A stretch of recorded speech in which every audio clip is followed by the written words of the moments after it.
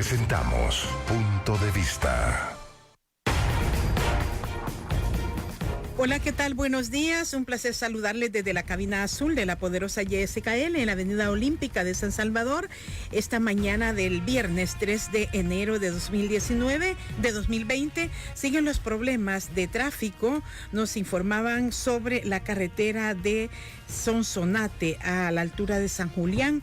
Ocurrió un accidente de tránsito. Hay al menos 7 personas lesionadas y esto está originando lentitud también y dificultades para quienes transitan sobre esta carretera del Sonsonate a la altura de San Julián. Presento el saludo de buenos días de Manuel Pacheco. Buenos días, Neri, buenos días a todos. Iniciando Punto de Vista en este 3 de enero 2020. Hoy vamos a conversar con el doctor Abraham Ábrego.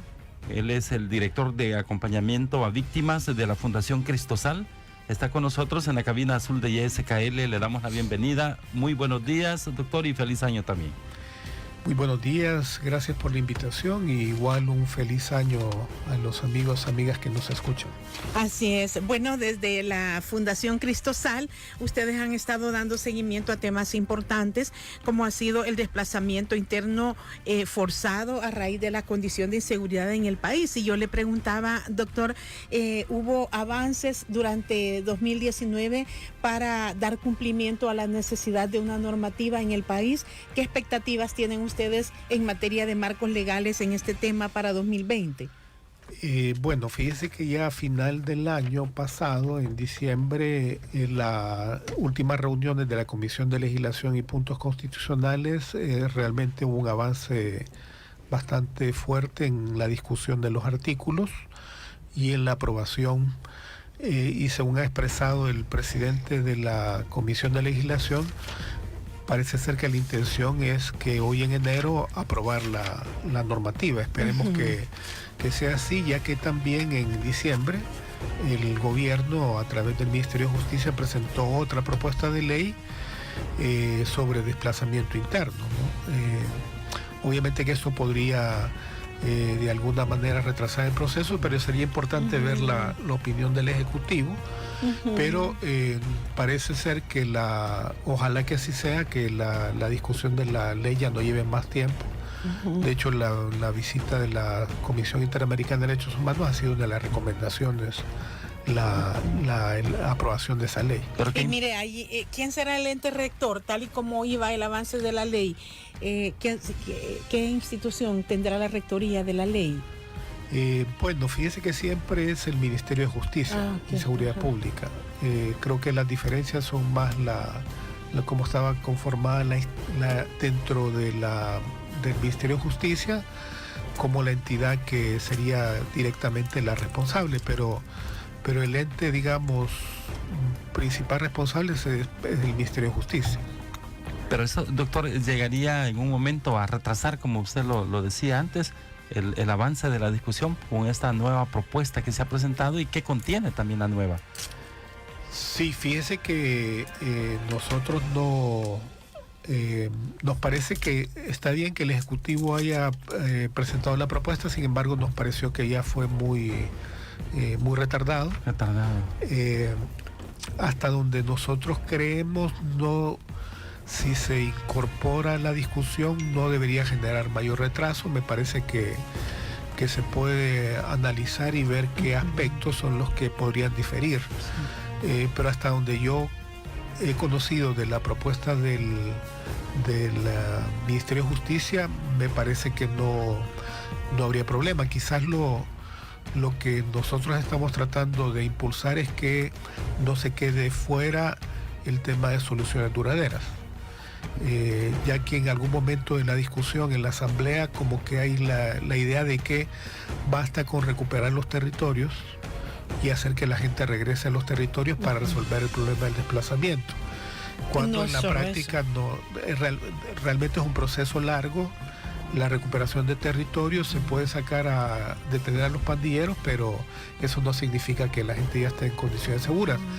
Por eso es que hay que buscar las otras alternativas, que es que la gente se recupere su plan de vida en un nuevo lugar, y para eso se requiere, y de hecho estaban las propuestas de ley planteadas así como soluciones duraderas, que es como digamos, el objetivo que tendría la atención de desplazados internos hacia buscar que la gente recupere, restituya sus derechos, o en el lugar donde se fue originalmente, cuando se desplazó, o se busquen otros lugares que sean adecuados para volver a reintegrarse con su plan de vida. ¿Significa que debe de haber un seguimiento, digamos, de las autoridades competentes, doctor, para que esa seguridad se mantenga? Ahí sí, en el caso retornan ellos.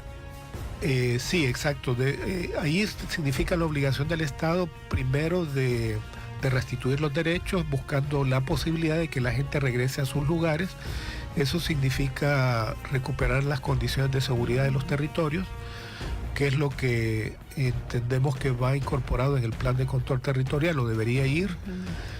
Pero también, si no es posible, porque eso puede tardar tiempo, también buscar una solución en otro lugar, donde generalmente la gente, cuando se desplaza, va a un lugar donde ahí tiene alguna red familiar. Es posible que en ese lugar logre la posibilidad de reasentarse, o puede ser que no, y que sea un lugar transitorio y haya que buscar otro lugar. Para eso es necesaria una coordinación interinstitucional y de trabajo, digamos, de desarrollo de eso, de soluciones duraderas. Eso nos parece que es un elemento importante que no debería faltar en la ley. La ley es en cumplimiento a una sentencia de la Sala de lo Constitucional, doctor, y pasa por que el país reconozca, el Estado reconozca que existe un desplazamiento forzado a raíz de la delincuencia, de la violencia en el país. Exacto. El nuevo gobierno, aunque no lo ha hecho directamente el presidente, sobre todo el ministro de Justicia, el director de la Dirección de Atención a Víctimas y Migración Forzada, han dicho expresamente que reconocen el fenómeno del desplazamiento. Es decir, que ha cambiado un tanto el discurso con respecto al final del gobierno anterior. Sí hubo algún nivel de reconocimiento, pero ahora es más directo. Lo que no ha hecho el presidente es decirlo expresamente, pero digamos que tácitamente y expresamente por los funcionarios que lo han hecho hay un reconocimiento del desplazamiento forzado. Mire, doctor, y ¿han tenido ustedes como Cristosal registros de cómo va los indicadores de desplazamiento forzado? Hemos tenido, pues, y lo reconoce también el informe de la Comisión Interamericana, el informe preliminar, el esfuerzo del gobierno por aplicar una política integral de seguridad pública. Esto se traduce en indicadores que favorecen también ir disminuyendo el desplazamiento forzado. Fíjese que el problema con las cifras de desplazamiento forzado es que, como no hay un registro y no estaba reconocido y tampoco no hay un marco normativo, es bien difícil tener cifras oficiales. Lo que tenemos son cifras de las organizaciones que atendemos a víctimas de desplazamiento forzado, incluyendo la Procuraduría de Derechos Humanos. Yo, en ese sentido, diría que, a pesar de que han disminuido los índices de violencia en términos de homicidios, por lo menos nosotros no hemos detectado que haya una reducción significativa del tema del desplazamiento, sino que se ha mantenido, digamos, el tema de las denuncias, recordando que estas son las que logran llegar a las instituciones. ¿Ustedes siguen recibiendo, digamos, a familias que requieren de algún apoyo de Cristosal porque van a desplazarse de su lugar de origen? Exacto. Nosotros atendemos casos generalmente por referencia de instituciones privadas o del Estado, que nos remiten casos. Incluso las OLAV, las oficinas locales de atención a víctimas, han remitido casos a Cristosal de víctimas de desplazamiento. ¿Y de qué zonas serían estas personas, doctor? Fíjese que las zonas son sobre todo del área metropolitana de San Salvador, donde hay más presencia de pandillas, pero también se ha incrementado en los últimos años el tema en San Miguel, en la zona oriental, y también en la zona paracentral. Entonces diríamos que el fenómeno es a nivel nacional, sobre todo en algunos municipios de la zona paracentral, oriental y central, donde hay más, digamos, problemas con pandillas.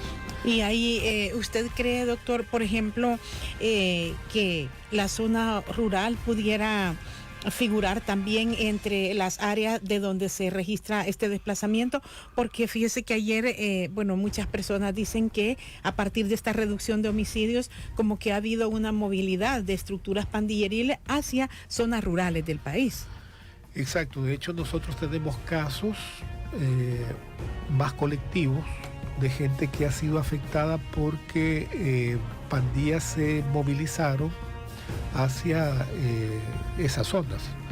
Entonces eso generó de que las comunidades fueron afectadas por ese desplazamiento de pandilleros que comenzaron a afectar a los pobladores y generaron toda una diferencia en el estado anterior, porque eran comunidades donde no había mucha violencia y de repente se convirtieron en comunidades donde estaban bajo el control de pandillas y han generado en esas zonas, por ejemplo, alrededor de 200 personas de varios cantones que han tenido que desplazarse por razón de la violencia. Es decir, que sobre todo en la zona rural o en otras zonas no urbanas, lo que está viendo es ese fenómeno de que las pandillas por las políticas de seguridad o por la persecución del crimen están movilizándose a esas zonas. A partir de el estudio y la posible aprobación en este 2020 de la ley de desplazamiento forzado interno, doctor, parte es un proceso, ¿verdad? ¿Sabe si en el estudio se establece en cuánto tiempo se hará vigente la ley? Por supuesto, a partir de la publicación, ¿verdad?, en el Diario Oficial. Sí, algunas declaraciones del presidente, creo, incluso planteaban que la primera plenaria del año de 2020 tenían el propósito de el diputado Tenorio es el presidente. Diputado Tenorio, de que hubiera un dictamen. Parece que la discusión estaba bastante avanzada. Sin embargo, creemos que nosotros presentamos también una propuesta de financiamiento de la ley el año pasado, porque nos parece ese sí un tema muy relevante y que han mencionado los diputados de cómo se va a financiar la propuesta de ley. Nos parece que esa discusión podría llevar quizás más tiempo de enero, pero con que se haga una buena discusión al final, nos parece que si se lograra invertir en enero para un poco terminar esta discusión y quizás en febrero tener una aprobación, ya solo faltaría la publicación en el Diario Oficial. Y nos parece importante porque hay muchas leyes que están y han aprobado, pero que se aprueban sin presupuesto, sin financiamiento. Por eso nosotros consideramos que era importante, presentamos un estudio. ¿Y de cuál es el planteamiento, doctor, que se ha hecho, la petición de cómo sería financiado?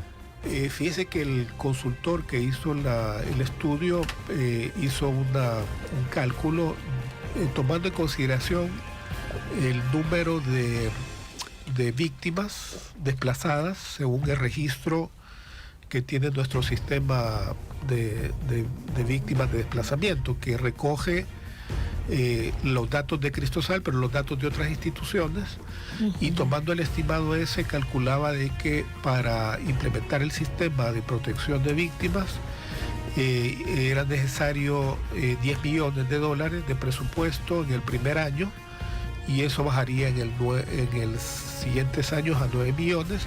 Esto es porque la propuesta plantea de la creación de centros de albergues, uno por departamento, y también el financiamiento de la estructura, que serían como las OLAV. Entonces plantea 10 millones el primer año, 9 millones los siguientes. Eso es para financiar todo el tema de los recursos administrativos, materiales, pero también el apoyo a las víctimas, tanto en asistencia humanitaria, albergue, atención de salud y asistencia legal. Y la propuesta de financiamiento plantea de que se incremente el presupuesto. Hay un presupuesto ad valorem que se cobra a la venta de armas y a la venta de pólvora. Sí. Entonces ahorita actualmente es del 30%. La propuesta plantea elevarlo a 100%.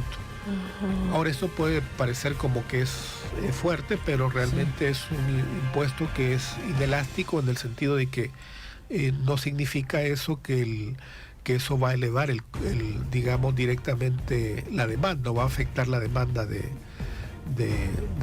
los productos, pero sí va a desincentivar la compra de armas, por ejemplo, que es un elemento que afecta a la violencia. Entonces la idea es que este incremento presupuestario ayude a financiarlo, y eso se sumaría a que se está planteando que del CESC se recoja un 1.3%. También de la contribución especial. Sí, porque calculando cuánto recabaría el impuesto de armas, sí, tomando en cuenta el promedio que tiene para financiar esos 10 millones y 9 millones, requeriría eso y un financiamiento del CES, un porcentaje 1.3%, que sería fijo. Actualmente el CES cada 3 meses se valora en la Asamblea Legislativa y se decide qué van a financiar, ¿verdad? Entonces, nuestra idea es darle soluciones concretas a la Asamblea para que vean que hay opciones, pues, para el financiamiento. Claro. Habrá que esperar entonces el estudio que se haga de estas iniciativas que han sido presentadas por las organizaciones, Cristosal, que presentó esta iniciativa de forma directa, sí, buscando el financiamiento de la ley. Exacto. Doctor. Sí, y será entonces, hay 2 líneas de estudio en la Asamblea. Uno es la normativa propiamente dicha, que es la que usted dice, la Comisión de Legislación podría emitir un dictamen para aprobarlo a más tardar en febrero, y otra que es la propuesta de financiamiento de esa normativa. Sí, de hecho tendrían que resolver el tema de financiamiento, porque en la parte de la ley hay una parte que dice como las fuentes de financiamiento. Sí, lo dejaron en la ley de responsabilidad fiscal, ¿verdad? Eso significaría no necesariamente que lleve aparejada la otra reforma, pero sí debería ir igual. Eso significaría una reforma a la ley del impuesto a las armas y una reforma a la ley del CES. De contribución especial. De contribución especial, para que incluyan esta parte, ¿no? ¿Y han visto la buena disposición de los grupos parlamentarios, doctor, al momento? Fíjese que nosotros estábamos un poco desesperanzados con el retraso que había, pero nos pareció que a final de año hubo una reacción compromiso y por lo menos hasta ahorita no hemos visto que haya... Parece que estaban discutiendo otras reformas en la comisión y terminaron estas y habían retomado el rol. Esperamos que siga este año así. Ojalá y se pueda aprobar. Vamos a ir a una pausa. Hoy hablamos con el abogado Abraham Ábrego. Él es de la Organización de Derechos Humanos Cristosal, una organización que ha trabajado de manera muy cercana este fenómeno del desplazamiento forzado interno a raíz de la violencia en el país. Agradecemos también a quienes nos hacen llegar las fotografías del grave accidente que ocurrió en horas de la madrugada de hoy en el kilómetro 33 de la autopista de Comalapa, donde un microbús que transportaba a personal de una aerolínea hacia el Aeropuerto Internacional San Óscar Arnulfo Romero impactó contra un camión placas comercial 78.320 a la altura del kilómetro 33, y varias personas resultaron lesionadas. 2 de las lesionadas fueron trasladadas al Hospital de la Mujer en la colonia Escalón de esta capital. Vamos a esta pausa y ya volveremos con Abraham Ábrego de Cristosal aquí en la poderosa KL 7:21 minutos. Siempre vamos en busca de la verdad, para que usted forme su punto de vista. Ven que llegaron a la despensa de Don Juan las rebajas de fin de año. Ahorra, celebra y disfruta. ¡Felices fiestas! La despensa de Don Juan. Somos parte de tu vida. En todo momento, para toda la vida, estaremos contigo. Somos siempre la mejor opción. Son más de 20 años protegiendo tu vida. Esa es tu mejor garantía. Esta es tu mejor opción. En todo momento estaremos contigo. Hospital de Especialidades Nuestra Señora de la Paz. Venga EPA, de 7 de la mañana a 9 de la noche, de domingo a domingo, y encuentre más opciones siempre a los mejores precios. Solo en EPA. Desde el Centro Gripológico de Virogrip se pronostican lagrimeos torrenciales y malestar general con estornudos del norte. Cambia el clima de la gripe con Virogrip, en jarabe, sobres solubles y gel Capsa M y PM. Virogrip, el tratamiento extra fuerte. Salud, calidad, viejosa. Leer detenidamente las instrucciones del empaque. Consulte a su médico. ¿Sabías que en Walmart puedes encontrar todo para tu regreso a clases? Trae tu lista de útiles y llévate todo lo que necesitas. Walmart, siempre encuentras todo y pagas menos. A veces. Bueno, muy pocas veces de acuerdo. Casi siempre, pero casi siempre en contra. Las diferencias, las opiniones. Lo importante, lo engorroso, lo divertido, está en Fuera de Línea. Lunes y viernes a las 5 de la tarde por YSKL La Poderosa. Gracias a Red de Cooperativas Fedecases. Oportunidades para progresar. EPA, más opciones al mejor precio. ¡Ay, no aguanto el dolor en mis rodillas! Este dolor en mis muñecas y dedos es insoportable. ¡Ay, me cuesta moverme y caminar como antes! Sana y fortalece tus articulaciones con Osteobiflex. Osteobiflex contiene glucosamina, condroitina y aceites esenciales aromáticos que ayudan a la reparación del cartílago, manteniendo su lubricación y elasticidad. Osteobiflex es libertad de movimiento. Laboratorios Suizos, innovando con excelencia. En caso de duda, consulta a tu farmacéutico. Este regreso a clases sí te alcanza. En Despensa Familiar y Maxi Despensa encuentras variedad de cuadernos, mochilas y útiles de gran calidad a precio bajo siempre. Gracias por estar en sintonía de YSKL. YSKL, la radio que usted cariñosamente llama La Poderosa. Siempre vamos en busca de la verdad, para que usted forme su punto de vista.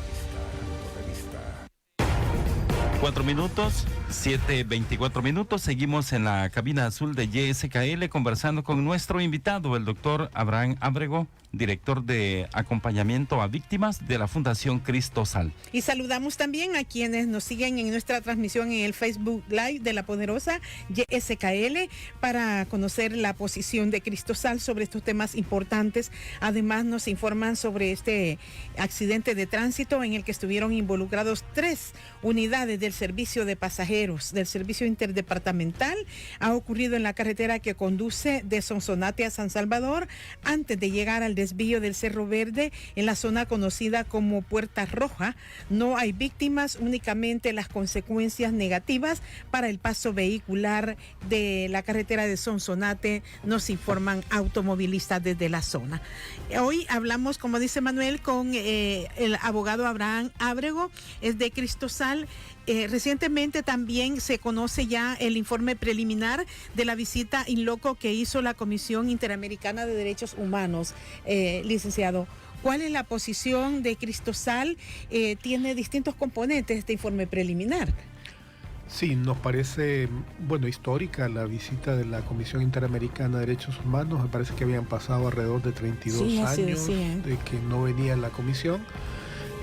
Nos parece este informe preliminar muy acertado en el sentido de que abarca la mayoría de problemas más sensibles en materia de derechos humanos que han venido ocurriendo en los últimos años.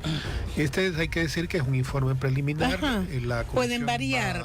Va a sacar algo más desarrollado, quizás más desarrollado, donde da más datos quizás, porque menciona, si se fijan, hace una relación de datos que o recibió del Estado con fuentes oficiales o recibió de parte de organizaciones de la sociedad civil o ella misma constató porque tuvo la oportunidad de, por ejemplo, hacer visitas a los centros penitenciarios. Fue a distintas cárceles, fue a cárceles de máxima seguridad, a otras cárceles de mujeres, fue a cárceles de mujeres también, albergues de a la mujeres, granja penitenciaria de Izalco, decía. A la granja de Izalco, o sea que de plena vista tuvieron la oportunidad de observar la realidad, pero también recibieron la información de víctimas. Entonces, a partir de esto es que hacen ellos este informe preliminar, que también nos parece que hace una valoración acertada en cuanto a valora cuáles son los avances del Estado, pero también señala los puntos quizás más críticos. Sí, decía Ricardo Sosa, Abraham, que tiene según él, tiene algunas imprecisiones en el informe en cuanto al tema del hacinamiento penitenciario. Fíjese que hasta donde yo observo, no me parece, porque los datos, por ejemplo, que menciona, sí, creo que son que la población penitenciaria hay 38,000 personas privadas de libertad. Ajá. Ese es un dato de la Dirección General de Centros Penales. Luego el otro dato que plantea el informe es el tema de que la tasa de hacinamiento es de alrededor del 140%. Hay que recordar que hace algunos años andaba creo que mayor del 200%, y se ha reducido el hacinamiento, o sea, es a un 145%. Porque fueron trasladados incluso los de Bartolinas policiales hacia las cárceles también. Sí, fueron construidos nuevas cárceles. Y luego el otro dato que menciona es que, ¿cómo se llama? Pero ya ese sí es un dato más cuestión de que ellos observaron, de que en algunos centros penales que visitaron, las celdas o los lugares estaban habitados, digamos, por un número que ellos decían que arriba del 500% de hacinamiento. Pero ese quizá ya no es... no es una generalidad del sistema penitenciario en sí. Sí, pero señalaron que hay cárceles que sí que existen. Que hay celdas en la Bartolina, sobre todo. En Bartolina señalan la Bartolina donde fueron, donde sí había casi 3 veces más del donde la hay capacidad. Donde debería de haber 30 y 90. Sí, eso entonces es lo que decía. Probablemente es ahí. Eso que digo, ya en el informe final probablemente ellos sí van a hacer más de donde se recogieron la información, como más certeros. Ahora es como una valoración. Me parece que no es tan impreciso en cuanto a que sí ha reducido el hacinamiento en general, pero todavía se conserva. Y el otro dato importante que da es que según un índice, una lista de los países que tienen mayor personas privadas de libertad per cápita, El Salvador es el segundo lugar a nivel mundial. Que tiene el mayor número de población. Personas privadas de libertad. Y esta es una señal muy negativa, doctor. Sí, yo creo que la valoración que hace la sala es que somos un país que no tiene muchos recursos para mantener cárceles. De hecho, la mayoría de cárceles están en condiciones inadecuadas y que debería ajustar su política criminal. Es decir, que de persecución. Uno debería buscar, como en la política, es que haya mayor oportunidad de que los delitos menos graves, por ejemplo, no necesariamente se resuelvan por la vía penal. Y los delitos más graves sí, digamos, de criminalidad organizada y todo eso. Porque ahí uno encuentra muchos casos de gente que robó una gallina, una cuestión así, ¿verdad? Entonces a veces son cuestiones, conflictos que se pueden resolver por otra vía. Entonces un poco la recomendación es que debería modificar la política para evitar que haya tantas detenciones, porque ahí saca datos también importantes que había como alrededor de, creo que el año pasado, de 18,000 detenciones de jóvenes supuestamente por participar en pandillas, pero al final solo había como organizaciones terroristas, pero al final solo habían logrado como 3,000 condenas. Es decir, que todos estos 18,000 capturas significa gente en las cárceles, y al final no lograron establecer la responsabilidad. Es decir, que en eso hay que ajustar. Aunque hay procedimientos abreviados también, doctor. Sí, pero al parecer no es, el procedimiento abreviado debería significar de que haya condenas, pero cuando uno saca los datos que dan ellos, esos datos me imagino son del órgano judicial, cuánta gente se capturó y al final cuánta gente se condenó. Supuestamente debería haber mayor condena, pero solo había como 3,000 condenas, o sea, un porcentaje mínimo, y había muchos casos que habían perdido en los tribunales porque no tenían elementos probatorios. En estos cambios para la persecución del delito, doctor, por ejemplo, herramientas como utilizar esto de los brazaletes electrónicos, ¿cree usted que puede ser una condición que el Estado puede adoptar como para ir acatando esas recomendaciones? ¿Las deben cumplir los estados o en qué se traduce una recomendación de la CIDH, doctor? O sea, puede significar varias cosas, ¿verdad? Son medidas legislativas, medidas de políticas que tienen que ver, por ejemplo, mucho se discute sobre las personas que están en el sistema penitenciario y tienen enfermedades terminales o que son de tercera edad. En muchas ocasiones ha habido medidas para sacar a estas personas de las cárceles. Otras medidas, por ejemplo, son no ser tan estrictos, y por eso tiene que ver más con los jueces, en generalizar la detención provisional, porque la detención provisional significa que la persona tiene que estar en la cárcel esperando que dure el juicio mientras este dure, y la máximo de tiempo que tiene que esperar son 2 años. Eso significa por las 3 etapas, la inicial, la fase de instrucción y hasta llegar a la sentencia. Pero el problema de eso es que tiene que usted que mantener en la cárcel a 2 años. Si no logra resolver esto con alimentación y todo lo que significa, entonces lo que significa es que ahí puede usarse más medidas sustitutivas a la prisión. Ahí es donde juegan ese tipo de mecanismos como los brazaletes electrónicos, impedirle que salga del país. Eso podría generar una oxigenación del sistema penitenciario. Claro, eso no es en todos los delitos, pero los delitos que no sean demasiado graves o se permita, se podría hacer. Aunque en cada etapa ahora, doctor, por ejemplo, pasa de la etapa inicial a la fase de instrucción, son aproximadamente 4 meses. Lo que tiene la Fiscalía también, el tiempo es corto comparado con años anteriores que duraban con esto de años. Los tribunales especializados se crearon. Los especializados, aunque no crea, porque a veces esos plazos no se cumplen. O se amplían, entonces siempre sí ha ocurrido. Van postergando, fíjese, las audiencias, las reprograman y eso va dilatando el proceso también. Sí, dilata el proceso y al final no se logra tener eficacia. Por eso la comisión dijo hay que revisar todas esas cosas, porque hay medidas que se pueden adoptar. O sea, la justicia no significa tener metida en la cárcel a un montón de gente, sino que significa que haya sentencias condenatorias. Hay también un aspecto al que se refiere la comisión, que pondera mucho, dice, los esfuerzos del gobierno para ejecutar o para llevar a cabo una política integral en materia de seguridad. Esto, ¿cómo lo ven ustedes? ¿Han tenido informes sobre la sostenibilidad y el nivel de apoyo para el plan de control territorial que ejecuta el presidente, el gobierno? Fíjese que es una cosa que señala también el informe de que recomienda al presidente divulgar el plan, porque no se conoce el plan. O sea, no es un documento que se conozca. En el plan Cuscatlán dice él que están algunas de las líneas generales, ha dicho el ministro, fíjese.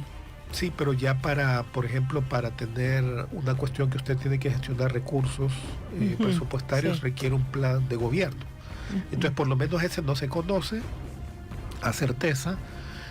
Se conoce que las diferentes fases, y entendemos que hay algún apoyo a nivel internacional, no exactamente qué es, pero entendemos que también ese es los refuerzos presupuestarios que ha ido pidiendo el gobierno. Lo que pasa es que como uno no conoce exactamente el plan y para qué va a servir el presupuesto, donde la Asamblea Legislativa quizás ha tenido mayor nivel de discusión porque tiene esas dudas, ¿no?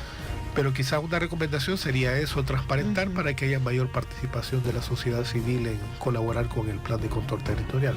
Y la comisión hace esta recomendación entonces en el informe preliminar, doctor, para que desde el Ejecutivo se pueda avanzar en que se divulgue el plan de control territorial, aunque el tema de seguridad, pues todo mundo sabe que tiene un alto nivel también de privacidad por su naturaleza, ¿verdad?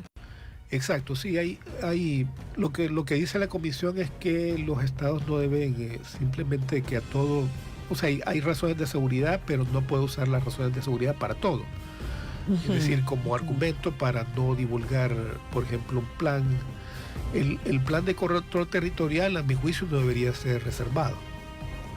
Los planes de inteligencia que se utilizan para llegar a los territorios probablemente sí.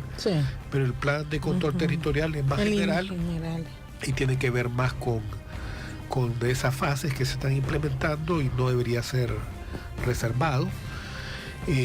Pero se conoce poco de él, más allá de la declaración de los funcionarios. Entonces esperamos que esa recomendación sea cumplida y que se divulgue. La ley de reconciliación, que también es otra de las deudas que quedaron en el órgano legislativo en 2019, doctor Abraham Ábrego, hay expectativas que se pueda cumplir con el nuevo plazo que otorgó la Sala de lo Constitucional. Sí, quizás la duda que hay si se logra hacer con los parámetros que dio la sentencia, porque las reformas que se han conocido o las propuestas que se han discutido todavía mantenían algún nivel de impunidad porque prácticamente impedían que las personas fueran a prisión.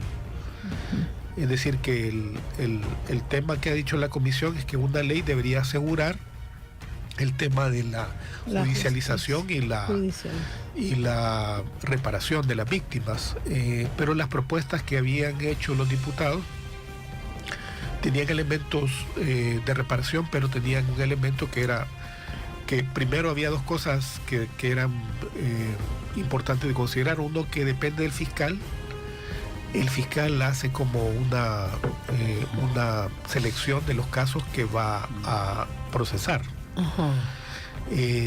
Esta selección no se sabe, no quedaba claro si era de los casos que ya estaban iniciados, por ejemplo el Mozote ya es un caso que va avanzado, o de los casos nuevos. Entonces eso quedaba la duda, pues, y si el fiscal se le ocurre decir, bueno, yo no voy a perseguir el Mozote, el fiscal podría tener la potestad de decir no voy a perseguir el Mozote y no seguirlo. Entonces la reforma tenía ese gran poder al fiscal. Y afectaba el acceso a la justicia. Y el otro problema era que casi impedía que los victimarios fueran a las cárceles, porque lo que hacía es que rebajaba la responsabilidad con solo unas condiciones mínimas, sin muchas condiciones. Esos dos elementos esperamos que sean subsanados en esta discusión nueva que se va a generar, ¿no? ¿Han sido convocadas las organizaciones no gubernamentales que trabajan en el área de derechos humanos para semanas venideras, doctor? Por la Asamblea. Fíjese que hay una comisión de la Asamblea Legislativa que es parte de la que está discutiendo, que es una comisión técnica que ha ido convocando a las organizaciones. Este es un diálogo que está abierto con la Asamblea Legislativa. Y aparte de eso, las víctimas lo que han expresado que la forma en que se hizo la consulta no fue la mejor. Sí, eso fue previo, ¿verdad? Sí, hubo unos foros que llevaron a cabo esta subcomisión política. Yo le preguntaba ya a partir de la prórroga, ¿o será que ya no va a haber más, intercambio con sectores de la sociedad para ir avanzando en la normativa, doctor?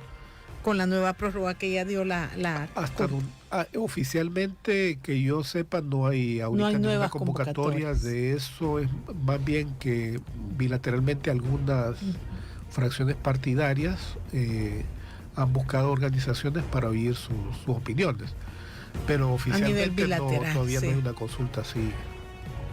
Tengo una llamada, doctor, en la línea número 2. Tengo a una persona. Buenos días. Adelante, ¿cuál es su pregunta? No, mi análisis es siguiente, que el control territorial tiene varios componentes: el territorio, las personas que se mueven y en qué se mueven. Pero la otra pregunta es, en realidad, cuando usted tiene un empleado mal pagado, como que no está muy de acuerdo. Los servidores del Estado, que son los policías y los soldados, no han tenido mayor incentivo con este señor que solo es alaracas y no hace nada por la gente, que en realidad ni siquiera, yo no trabajo en ninguno de esos, pero ni siquiera en la planilla les ha metido los $100. Y entonces digo yo, si yo quiero agradar a mi gente, tengo que quedar bien con ellos también, aunque el sacrificio ellos lo hacen, ¿verdad? Pero ojalá que en realidad esto mejore para beneficio de nuestro país, porque hay mucha gente que está migrando para Estados Unidos y cambiando de zona. Así es que ese es mi análisis. Buenos días. Muchas gracias por llamar. Buenos días, doctor. Sí, yo creo que es acertado. O sea, cuando hablamos del control territorial también tenemos que hablar del fortalecimiento de las policías. Hay que recordar de los incentivos se refería él también. Habló de los $100 que también se les dijo que se les va a dar a los elementos policiales, centros penales también. Pero yo sabía que iba ya ¿es en el bono o es en la planilla? A partir de enero dijeron. Ajá, sí, parece que los iban, pero creo que es importante dignificar la labor policial. Y en el sentido de que debería ser no una cuestión extraordinaria de bonos, sino que debería ser tener porque digamos los policías enfrentan directamente la violencia y están supeditados también a los amenazas porque viven en los territorios. El tipo de trabajo. La familia también es afectada, entonces creo que hay que dignificar la labor policial y mejorar las condiciones, porque entendemos igual que las instalaciones policiales no son las mejores, etcétera. Creo que eso hay que mejorarlo. Así es importante. Además, vamos a esperar lo que pueda transcurrir también en el marco de los cuerpos de ley que están en estudio en la Asamblea. Gracias al doctor Abraham Ábrego de Cristosal, una organización no gubernamental que trabaja el tema de derechos humanos con énfasis en el desplazamiento forzado interno, por habernos acompañado esta mañana, y estaremos pendientes, doctor, de cómo transcurra el inicio del trabajo en esta Comisión de Legislación y Puntos Constitucionales. Bueno, gracias a ustedes por la invitación y ha sido un placer estar aquí con ustedes. Gracias, doctor. Finalizamos nuestro programa Punto de Vista de esta mañana de viernes.